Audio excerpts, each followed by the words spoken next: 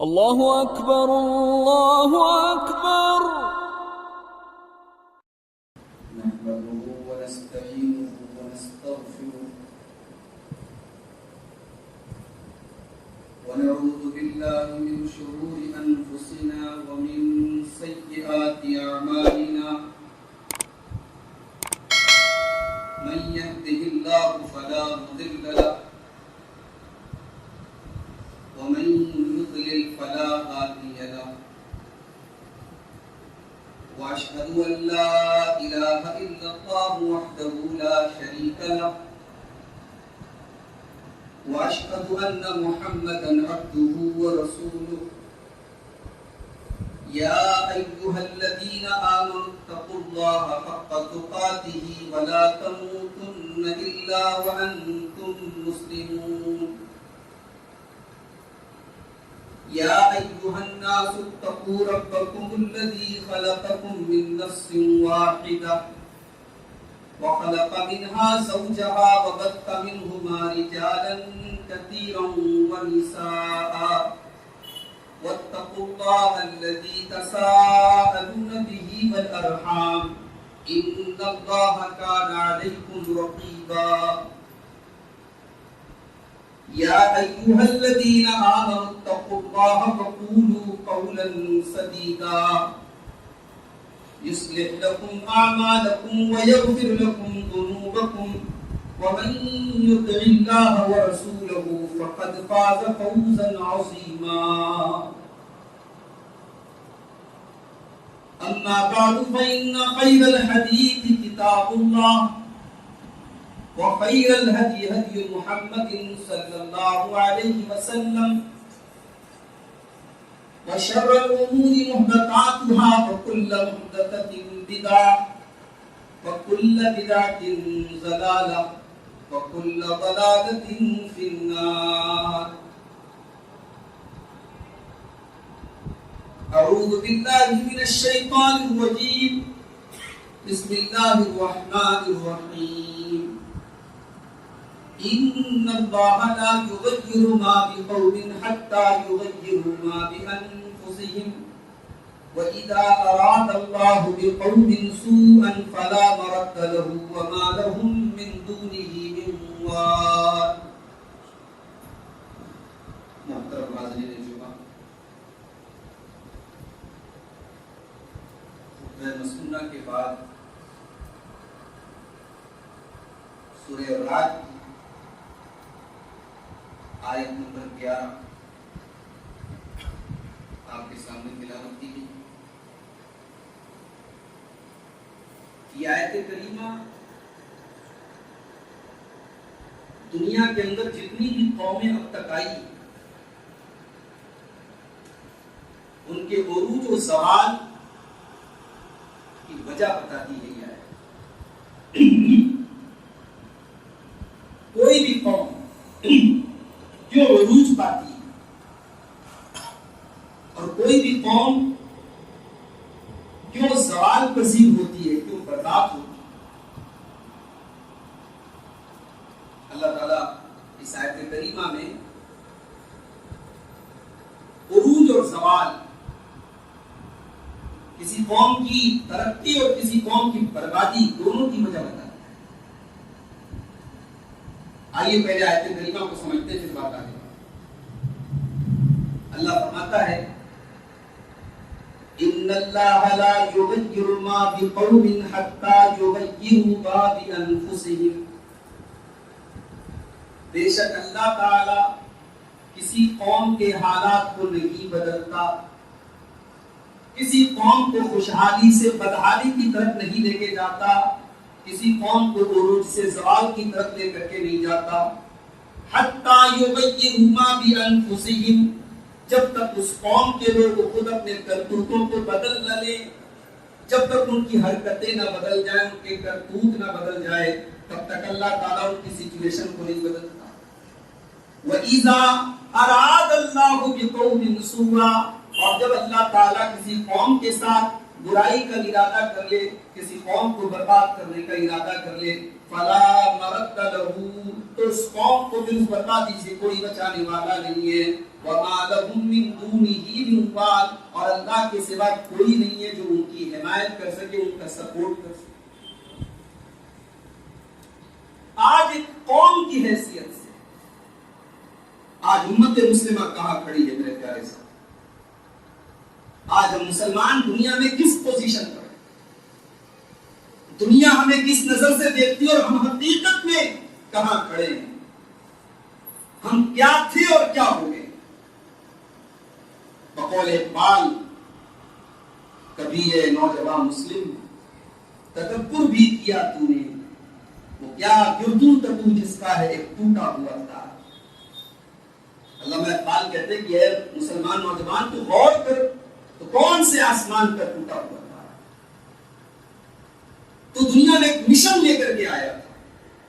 جب رستم کے دربار میں حضرت ربیع ابن عامر رضی اللہ تعالیٰ عنہ سے پوچھا تھا رستم نے، ایرانی کمانڈر نے، کہ کیوں تم دنیا میں کیا کرنا چاہتے ہو؟ تمہارا مشن کیا ہے؟ تمہارا گول کیا ہے؟ تمہارا ٹارگٹ کیا ہے؟ تمہارا ایم کیا ہے؟ تمہارا مقصد کیا ہے؟ تو حضرت ربیع ابن عامر رضی اللہ تعالیٰ عنہ نے جواب دیا تھا کہ اے رستم، کان کھول کر کے سنو، جئنا لنخرج العباد من عبادت العباد الى عبادت اللہ۔ تو پوچھتا ہے کہ ہم کیوں دنیا میں آئے، ہم کیا کرنا چاہتے ہیں؟ ہمارا ایک ہی مشن ہے کہ کریشن کی عبادت نہ ہو کریٹر کی عبادت، مخلوق کی عبادت نہ ہو اللہ کی عبادت، بندوں کی غلامی سے نکال کر اللہ کی بندگی کی طرف لے کے جانے کے لیے آئے۔ تو پوچھتا ہے کہ ہم کیوں آئے؟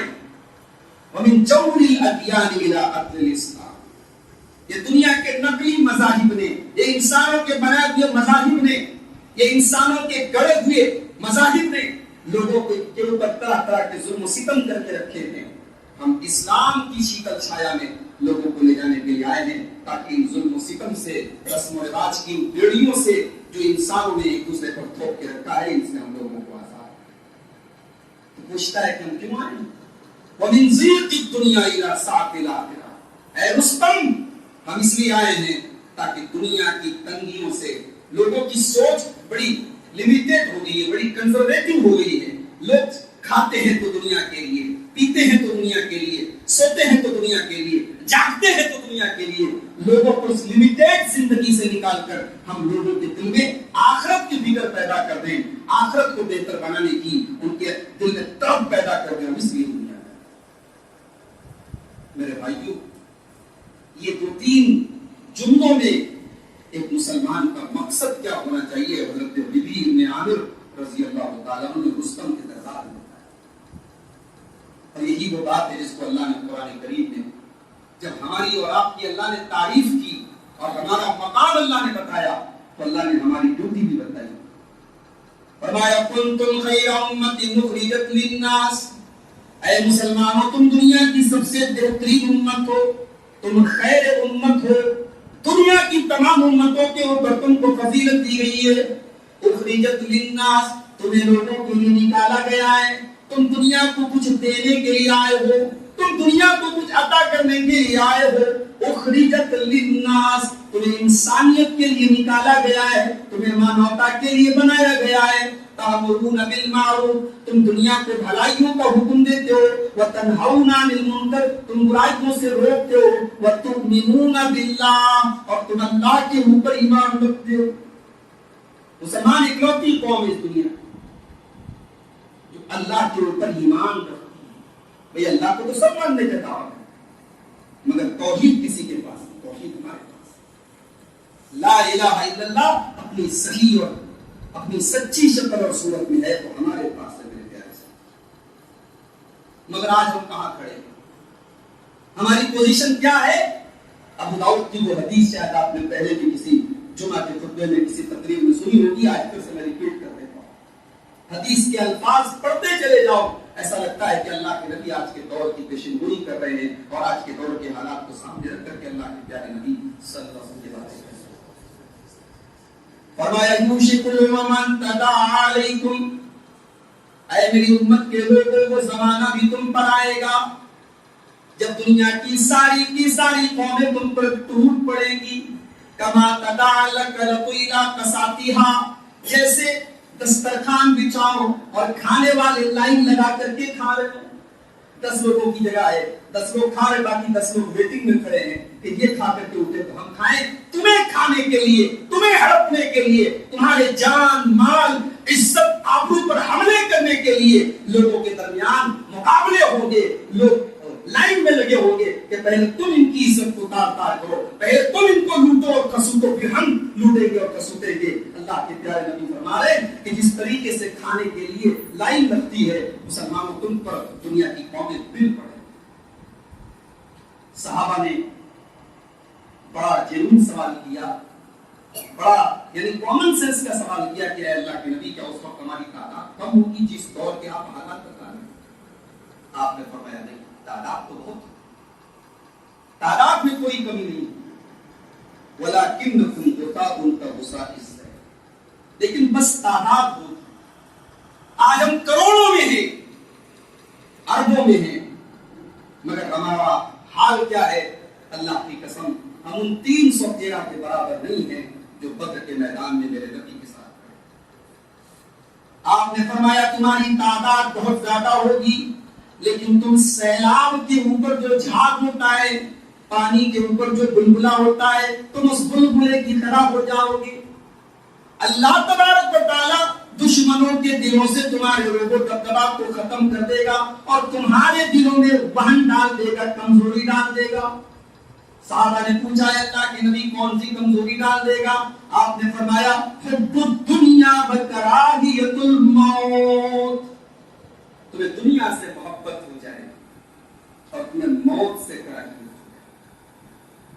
نبی کے ساتھ 313 جب لڑنے گئے تھے تو ان کے اندر یہی 2 چیزیں نہیں تھی، انہیں دنیا سے محبت نہیں تھی اور موت سے ان کو کوئی ڈر نہیں تھا۔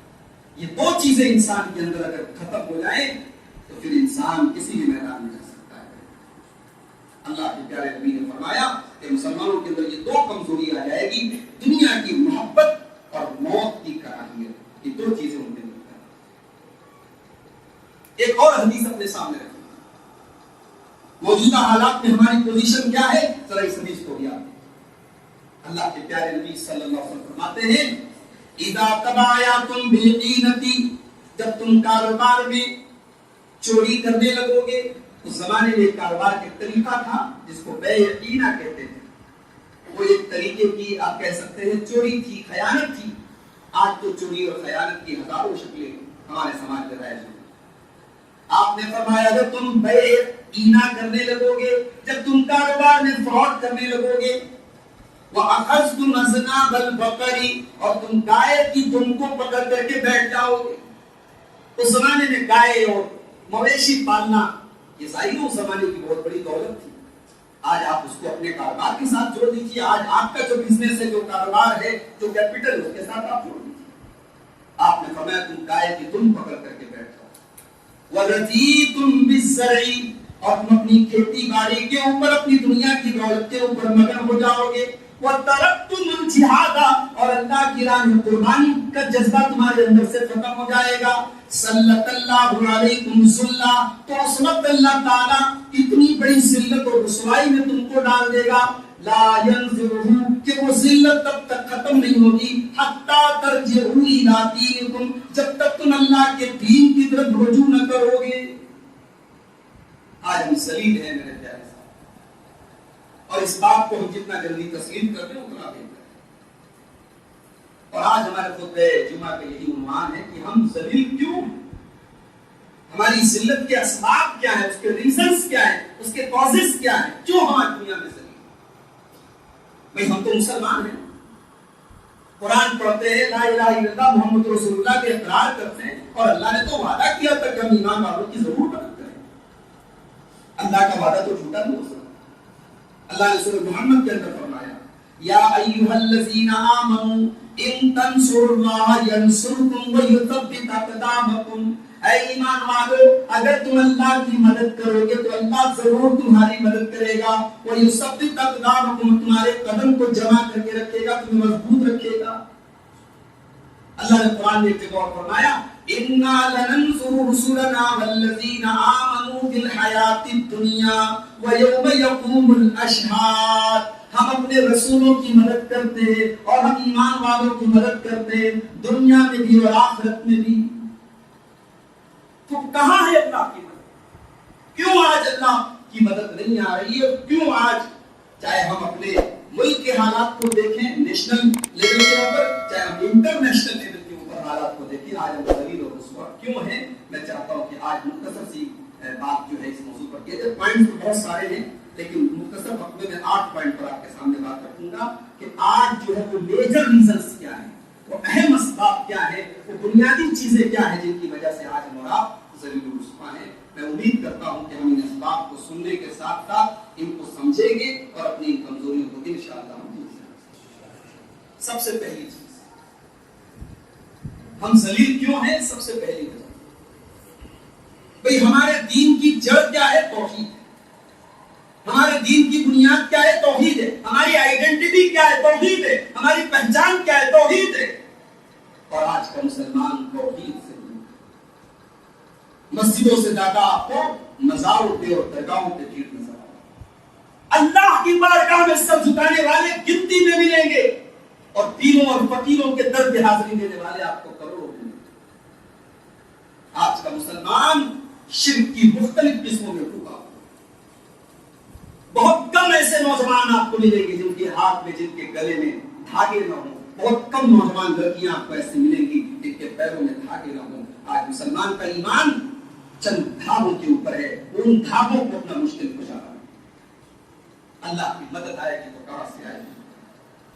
اللہ نے مدد کا وعدہ کیا تھا ایمان کی کنڈیشن کے ساتھ، توحید کی کنڈیشن کے ساتھ. قرآن مجید کا 18واں پارہ اٹھاؤ، سورہ نور کی آیت نمبر 55 میں اللہ فرماتا ہے وعد اللہ الذین آمنوا منکم وعملوا الصالحات.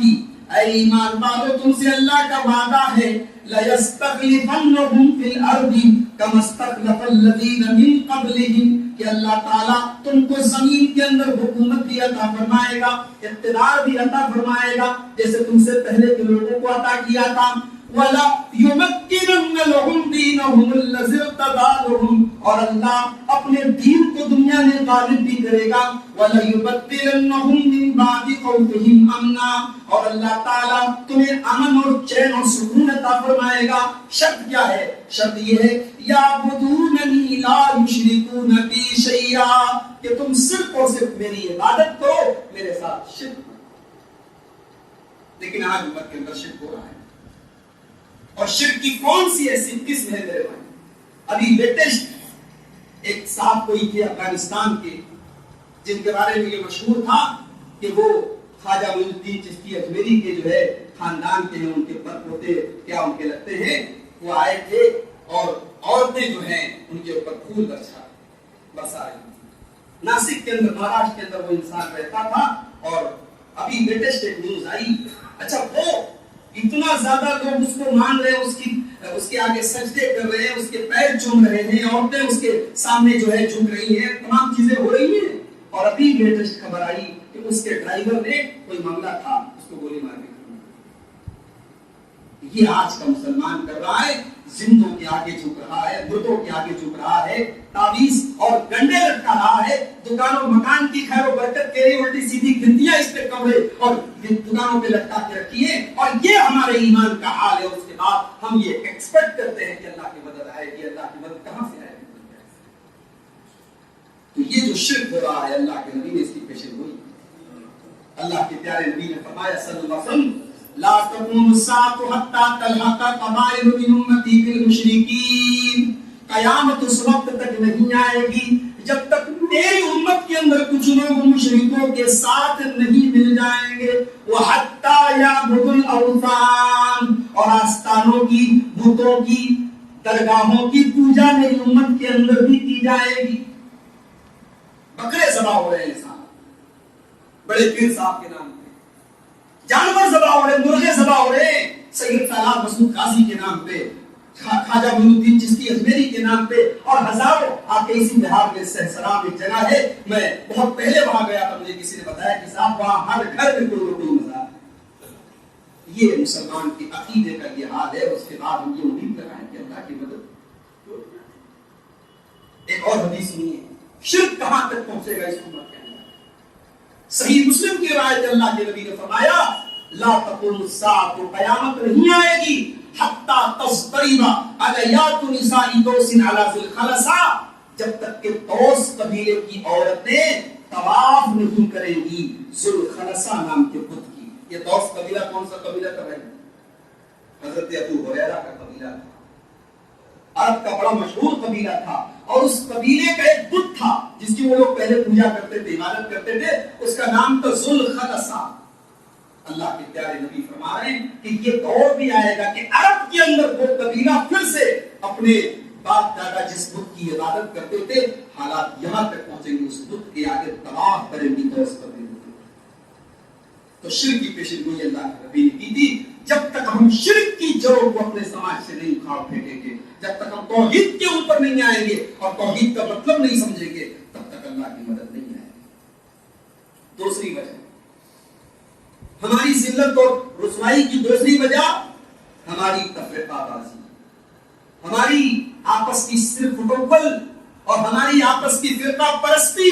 اور حالات یہاں تک پہنچ گئے کہ آج ہم سے زیادہ غیروں کو پتا ہے کہ ان کے اندر کتنے گروپس ہیں اور کتنے فرقے اور کتنے مسلک ہیں, اور آئی بی سے لے کر کے سی آئی ڈی تک اور انٹیلیجنس سے لے کر کے پولیس محکمے تک اور منتریوں سے لے کر کے تمام وزارات تک سب کو پتا ہے کہ مسلمان کہیں برادریوں کے نام پر بٹا ہے, کہیں مسلک کے نام پر بٹا ہے, اور اس قدر بٹا ہے کہ ایک مسلک والا دوسرے مسلک کو کافر سمجھتا ہے, اور ایک مسلک والا دوسرے مسلک کے پیچھے نماز نہیں پڑھتا ہے, اور یہاں تک معاملہ پہنچا کہ ایک مسلک کا انسان انتقال کرتا ہے اور دوسرے مسلک کا اگر مولوی اس کے جنازے کی نماز پڑھا دیتا ہے تو پھر فتویٰ آتا ہے کہ صاحب جنازے کی نماز جن لوگوں نے پڑھی ان کا نکاح ٹوٹ گیا, اور پھر پورے گاؤں میں اجتماعی نکاح ہو رہا ہے. ایک طرف سے لوگ نکاح پڑھ رہے ہیں اپنی بیوی کے ساتھ دوبارہ کیونکہ سب کا نکاح ٹوٹ گیا. یہ مذاق میڈیا میں بنتا ہے اور ہم دیکھ رہے ہیں میرے بھائیوں, ہمارا آپس کا اختلاف ہی یہ ہماری ذلت و رسوائی کی بہت. کسی کو اپنی برادری پر ناز ہے کہ صاحب میں سید ہوں, میں شیخ ہوں, میں افغانی ہوں, میں فلاں ہوں, میں فلاں ہوں. اسلام کے اندر اس برادری بات کا کوئی تصور نہیں ہوتا. اسلام تو وہ دین ہے جس نے حبشہ کے رہنے والے بلال کو دی, نبی کے صحابہ کے درمیان وہ پوزیشن دی تھی کہ جب حضرت بلال کو حضرت ابو بکر نے آزاد کیا تو حضرت عمر کہا کرتے تھے کہ ہمارے آقا ابو بکر نے ہمارے آقا بلال کو آزاد کیا. آقا سیدنا سیدنا, ہمارے سید نے, ہمارے سردار نے, ہمارے آقا ابو بکر نے ہمارے آقا بلال کو آزاد کیا. بلال کو بھی اپنا سردار اور اپنا آقا کہہ رہے ہیں, اور ابو بکر کو بھی اپنا آقا کہہ رہے ہیں. یہ اسلام کی تعلیم ہے میرے پیارے ساتھیوں. اور اسلام کی تعلیم تو یہ ہے کہ ایک ہی صف میں سماج کا کمزور ترین انسان بھی کھڑا ہے اور اسی صف میں سماج کا سب سے امیر ترین آدمی بھی کھڑا ہے. ایک ہی صف میں کھڑے ہو گئے محمود و ایاز, نہ کوئی بندہ رہا نہ کوئی بندہ رہا. تو اس تفرقہ بازی کی اسلام میں کوئی نہیں. اللہ نے فرمایا وَلَا تَنَازَعُوا, تم آپس میں اختلافات نہ کرو, تم آپس میں گھوٹ نہ ڈالو, تم آپس میں بٹوارے نہ کرو, فَتَفْشَلُوا, ورنہ تم کمزور پڑ جاؤ گے, وَتَذْهَبَ رِيحُكُمْ, تمہاری ہوا اکھڑ جائے. تو یہ دوسری وجہ ہے. تیسری وجہ ہماری ذلت و رسوائی, اللہ کے رسول صلی اللہ علیہ وسلم کی نافرمانی. غزوہ احد میں صرف ایک نافرمانی ہوئی تھی. اللہ کے نبی نے پہاڑی کے کنارے 50 صحابہ کو کھڑا کیا تھا اور ان کو یہ ڈائریکشن دیا تھا کہ جنگ کے حالات کچھ بھی ہو جائیں آپ اپنی پوزیشن سے نہ ہٹیے گا. مگر جب مسلمانوں نے جنگ جیت لی اور مال غنیمت کو حاصل کرنے لگے تو ان 50 لوگوں نے جب دیکھا یہ منظر تو کہا اب تو معاملہ ختم ہو چکا ہے, اب مال غنیمت کو حاصل کیا جا رہا ہے, اب اللہ کے پیارے نبی کا وہ آرڈر کینسل ہو گیا, اب ہمیں میدان جنگ میں چلے جانا چاہیے, اب یہاں کھڑے رہنے کی کوئی ضرورت نہیں ہے. حضرت جبیر رضی اللہ تعالیٰ حضرت جبیر رضی اللہ تعالیٰ جو ان 50 تیر اندازوں کے سردار تھے, انہوں نے سب کو منع کیا کہ نہیں, اللہ کے نبی کا بڑا سختی کے ساتھ ڈائریکشن تھا کہ ہمیں اس پوزیشن کو نہیں چھوڑنا ہے. مگر ان لوگوں نے ان کی بات نہیں مانی اور 50 میں صرف 13 لوگ اس پہاڑی کے اوپر رہ گئے. اور اس کے بعد کچھ ہی دیر کے بعد خالد بن ولید جو ابھی مسلمان نہیں ہوئے تھے اور وہ مشرکین کے کمانڈر تھے, انہوں نے پوری جنگ کا پاسا پلٹ دیا اور مسلمان جیتی ہوئی جنگ ہار گئے.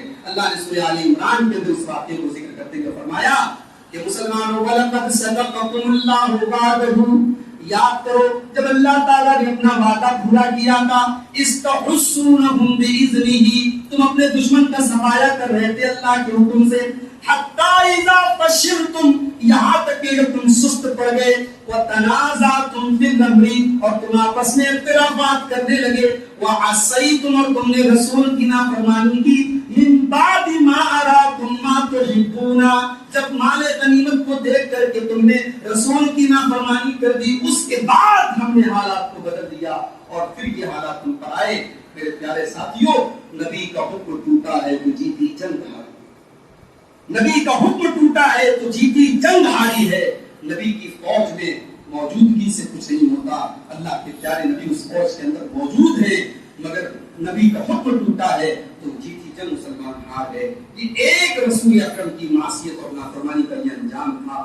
آج ہم اور آپ غور کریں، قدم قدم پہ ہم اللہ کے پیارے نبی کی جو ہے نافرمانی کر رہے ہیں۔ ہمارا نوجوان دیکھیے آپ، اس کی شکل و صورت دیکھیے، اس کی ڈریسنگ دیکھیے، اس کا ہیئر اسٹائل دیکھیے، اور قدم قدم پہ عورتوں کے حالات دیکھیے، قدم قدم پہ ہم اللہ کے رسول کی نافرمانی کر رہے ہیں۔ اللہ کی مدد آئے گی تو کہاں سے آئے گی؟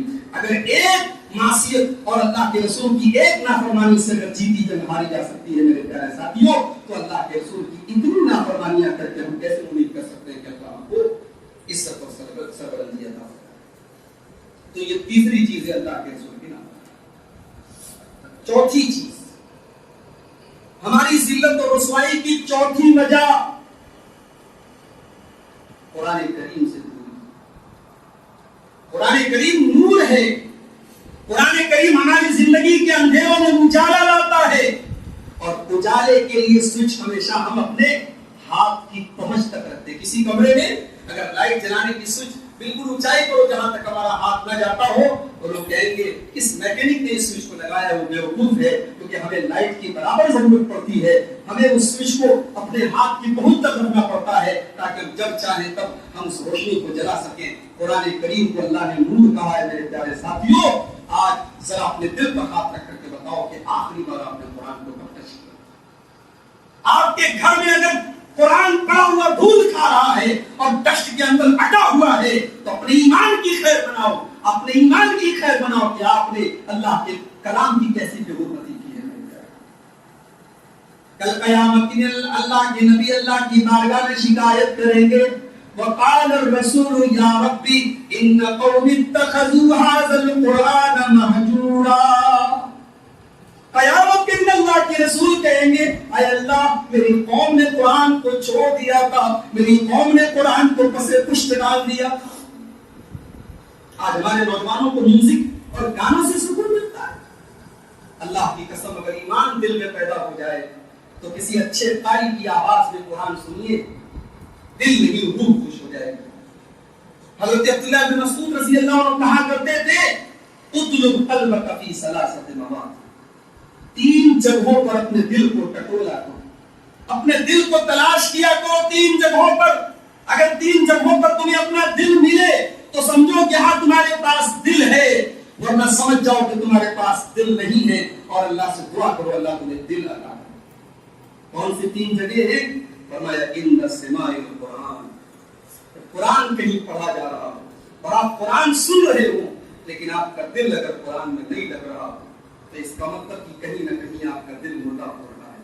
دنیا کے رنگینیوں نے کہیں نہ کہیں آپ کے دل کو ڈیڈ کر دیا ہے۔ اس دل کے اندر روح پھونکنے کی ضرورت ہے، اس دل کو دوبارہ سے زندہ کرنے کی۔ وفی مجالس الذکر، اور اسی طریقے سے جہاں ذکر کی بات ہو رہی ہو، اللہ اور اس کے رسول کی باتیں ہو رہی ہوں، قرآن و حدیث کی باتیں ہو رہی ہوں، وہاں پر بھی اگر آپ کا دل موجود نہیں ہے تو اس کا مطلب کہ آپ کا دل ڈیڈ ہو چکا ہے۔ اور تیسرا وفی اوقات الخلوہ، جب آپ اکیلے میں بیٹھے ہوں، تنہائی میں بیٹھے ہوں اور وہاں پر آپ کے دل میں اللہ کی یاد نہ آتی ہو، آپ کے دل میں اپنے گناہوں پر شرمندگی آپ کو محسوس نہ ہوتی ہو، تو سمجھ جائیے کہ آپ کا دل مردہ ہو چکا۔ تو قرآن کریم کو چھوڑنا یہ چوتھی بہت بڑی وجہ ہے ہماری زندگی۔ نمبر 5، پانچویں وجہ ہمارے نوجوانوں کی دین سے۔ کسی بھی قوم کا کیپٹل ہوتے ہیں اس قوم کے نوجوان، کسی قوم کی امیدیں ہوتی ہیں اس قوم کے نوجوان، کسی قوم کے مستقبل کا دار و مدار ہوتا ہے اس قوم کے نوجوان۔ آج ہماری قوم کے نوجوانوں کا کیا ہے؟ ان کے مشغلے کیا ہیں؟ ان کی مصروفیت کیا ہے؟ یہ دن رات کہاں بزی ہے؟ آپ ذرا جائزہ لے لیں۔ نہ اللہ کی محبت ہے دلوں میں، نہ رسول کی محبت ہے دلوں میں، نہ دین کا جذبہ ہے دلوں میں۔ کوئی عشق و محبت میں لگا ہے، کوئی ڈرگس میں لگا ہے، کوئی غنڈہ گردی میں لگا ہے، کوئی دنیا کمانے کے چکر میں پاگل بنا پھر رہا ہے۔ ان کے دل میں میرے بھائیوں دین کہاں ہے؟ ان کے دل میں آخرت کی طلب کہاں ہے؟ میرے نبی کے صحابہ بھی تو نوجوان تھے، حضرت خالد بن ولید بھی تو نوجوان تھے، عثمان غنی بھی تو نوجوان تھے، علی بن ابی طالب بھی تو نوجوان تھے، زید بن حارثہ بھی تو نوجوان تھے۔ میرے نبی کی پوری ٹیم نوجوانوں کی ٹیم تھی۔ اسلام کے پودے کو اپنے خون جگر سے سینچنے والے سب نوجوان تھے۔ میرے نوجوان ساتھیوں، آج آپ کے وہ ہیروز جو اسلامی تاریخ کے ریئل ہیروز ہیں، ذرا ان کی زندگیوں کا آپ مطالعہ کریں اور ذرا اپنی زندگیوں کو کمپیئر کریں کہ ہم کہاں ہیں اور وہ کہاں ہیں۔ میرے نوجوان ساتھیوں، اپنی زندگی کے مقصد کو سمجھو۔ یہ جوانی اللہ نے بڑی قیمتی دولت دی ہے، یہ جوانی اللہ نے بڑی قیمتی نعمت دی ہے، اور اس جوانی کا حساب اللہ کل قیامت کے دن لے گا۔ اللہ کے پیارے نبی صلی اللہ علیہ وسلم فرماتے ہیں بندہ اپنی جگہ سے ہل نہیں سکتا جب تک 5 سوالوں کا جواب نہ دے دے۔ ان 5 سوالوں میں ایک سوال یہ بھی ہوگا وَعَنْ شَبَابِهِ فِيمَا أَبْلَاهُ، تو نے اپنی جوانی کو کہاں استعمال کیا، تو نے اپنی جوانی کو کہاں کیا۔ نمبر 6، ہماری ذلت و رسوائی کی چھٹی وجہ نوجوانوں کے ساتھ ساتھ سماج کا ایک اور بہت بڑا طبقہ ہوتا ہے جس کا سماج پر بڑا امپیکٹ پڑتا ہے، بڑا اثر پڑتا ہے، اور وہ ہے عورتوں کا۔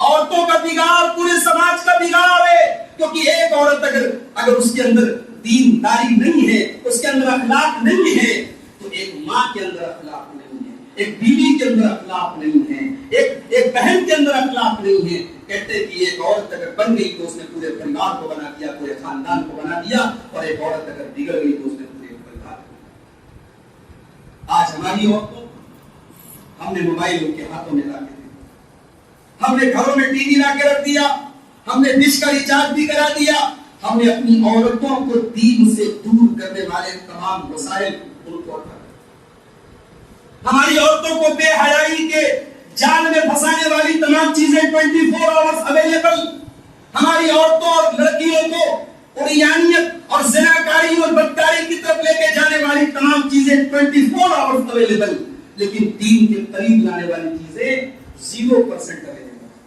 جمعہ کے خطبوں میں عورتیں نہیں آتی، ہمارے یہاں انتظام نہیں ہے صاحب۔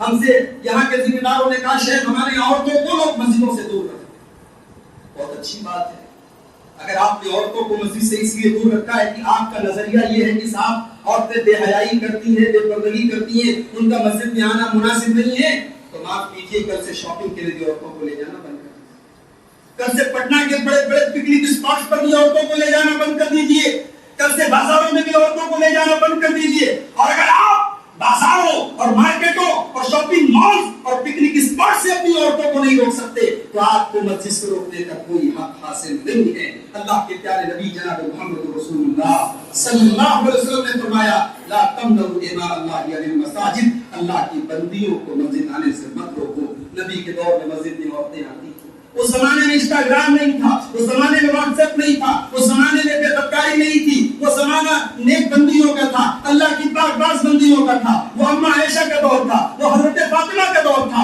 اس دور میں عورتیں مسجد میں آتی تھی۔ آج تو اور زیادہ ضرورت ہے میرے بھائیوں، میری قوم کے غیور نوجوانوں، اگر آپ کے اندر سماج کی اصلاح کی فکر ہے تو انشاءاللہ آج جمعہ کی نماز پڑھ کر کے یہ عہد کر کے اٹھیے کہ اپنی مسجدوں میں عورتوں کے لیے انتظام کریں گے اور اپنی عورتوں کو ہم بھیجیں گے۔ اور صرف جمعہ کے خطبے نہیں، مہینے میں کم سے کم ایک دن آپ کے ہر انسان کے گھر میں کم سے کم ایک دن ایسا درس ہونا چاہیے، ایسی مجلس ہونی چاہیے، ایسا ایک پروگرام ہونا چاہیے جہاں عورتوں کے متعلق جو ہے مسائل پر اور ان کے متعلق جو چیزیں ہوتی ہیں، ان کی اصلاح کے تعلق سے جو چیزیں ہوتی ہیں ان پر گفتگو ہو۔ ہم عورتوں تک اگر دین نہیں پہنچا پا رہے پھر ہم یہ شکایت کرتے ہیں کہ صاحب ہماری عورتیں بے حیا ہو رہی ہیں، ہماری عورتیں غلط راستے پر جا رہی ہیں، مسلمان لڑکیاں غیروں کے ساتھ بھاگ رہی ہیں۔ آپ گھر کا دروازہ کھلا رکھیں گے تو چور کو گھر میں انٹری کرے گا نا۔ آپ گھر کی سیکیورٹی کو مضبوط کیجئے، انشاءاللہ چور کا سفر۔ تو یہ 6 چیزیں ہوتی ہیں۔ نمبر 7ویں چیز یہ ہے میرے پیارے ساتھیوں، ہماری ذلت و رسوائی کی 7ویں وجہ یہ ہے ہمارے اندر قربانی کا جذبہ نہیں، دین کے لیے قربانی کا جذبہ نہیں۔ دین ہماری زندگی میں بہت سیکنڈری ہے کہ چلو بھائی جمعہ کا دن آئے گا، سفید کپڑا پہن لیں گے، عطر وغیرہ لگا کے وضو کر کے مسجد میں آ جائیں گے، اس کے بعد جمعہ کے بعد اگلی شکل جو ہماری مسجد میں نظر آئے گی تو اگلے جمعہ کو نظر آئے گی۔ میرے بھائیو، دین کوئی ویکلی سائیکل نہیں ہے کہ جس کو ایک ہفتے میں پورا کریں۔ دین سال میں ایک مہینہ تراویح پڑھنے کا نام نہیں ہے۔ دین کا تعلق تو زندگی کی پہلی صبح سے لے کر زندگی کی آخری سانس۔ ہم جس اللہ کی عبادت کرتے ہیں وہ اللہ ہمارے دل کی ایک ایک دھڑکن کا مالک ہے، ہماری ایک ایک سانس کا مالک ہے۔